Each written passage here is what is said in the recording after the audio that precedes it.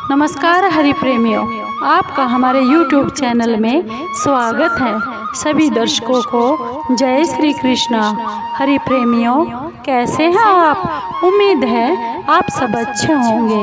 आइए आज का प्रसंग शुरू करते हैं। आज का प्रसंग है देवशयनी एकादशी 2023 कब है और इसकी कथा क्या है। हरि प्रेमियों, उससे पहले अगर आप हमारे चैनल पर नए हैं तो प्लीज़ चैनल को सब्सक्राइब ज़रूर कर लीजिए और बेल आइकॉन को ज़रूर दबा लीजिए ताकि आप तक हमारे सारे नोटिफिकेशन पहुंचते रहे।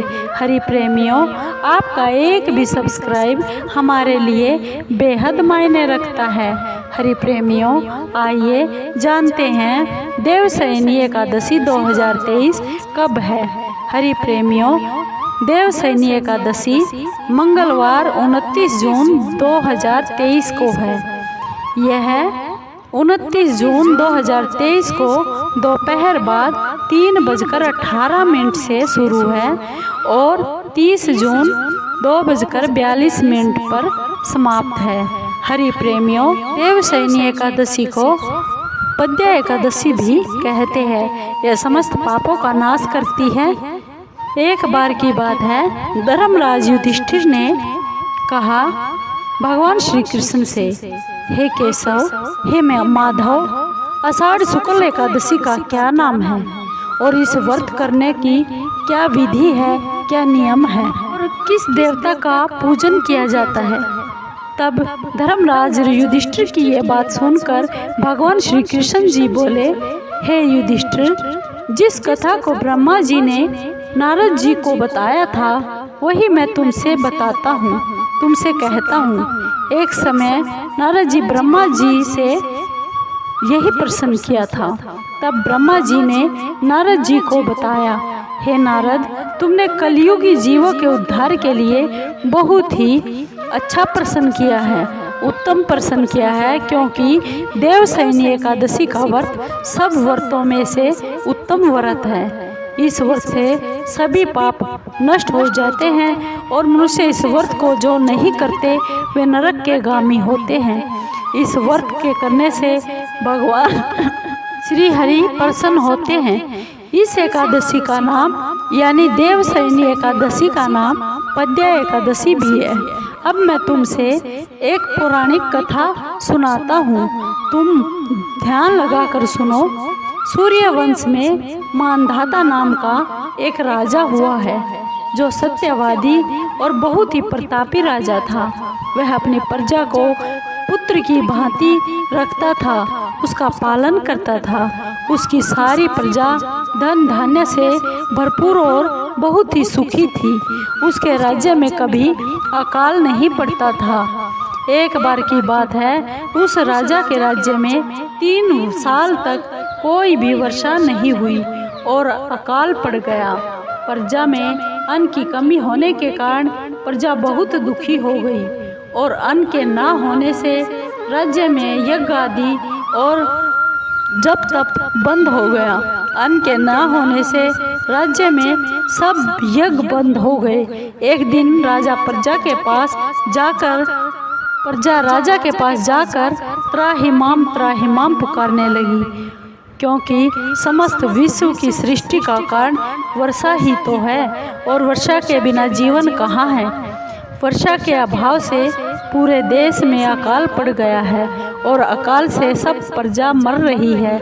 इसलिए हे राजन, हमें कोई ऐसा उपाय बताइए जिससे प्रजा का कष्ट दूर हो जाए। राजा मानधाता कहने लगे कि आप सब लोग बहुत ठीक कह रहे हैं।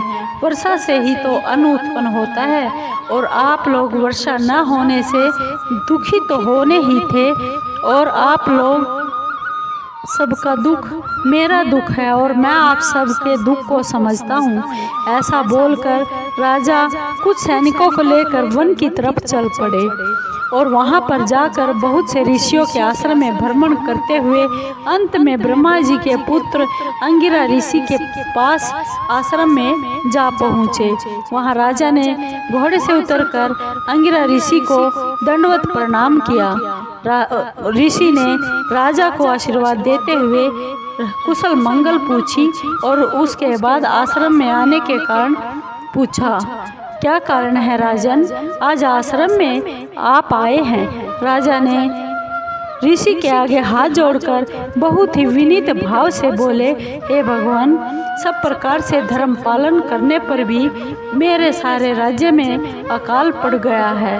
लोग भूखे मर रहे हैं, यज्ञ आदि भी बंद हो गए हैं। राजा के पापों के प्रभाव से ही प्रजा को कष्ट होता है, ऐसा मैंने शास्त्रों में सुना है।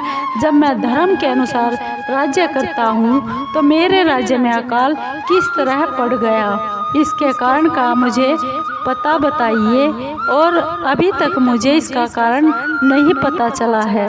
अब मैं आपके पास इसी का निवारण करने के लिए आया हूँ, कृपा कीजिए, मेरे इस संदेह को दूर कर दीजिए प्रभु।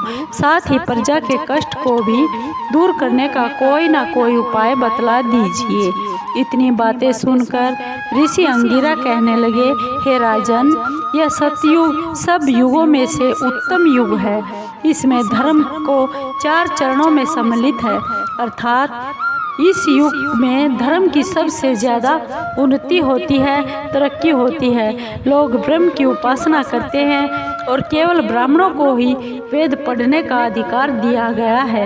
ब्राह्मण ही तपस्या करने का अधिकार रख सकते हैं, परंतु आपके राज्य में एक शूद्र तपस्या कर रहा है, इसी के कारण दोष हो गया है।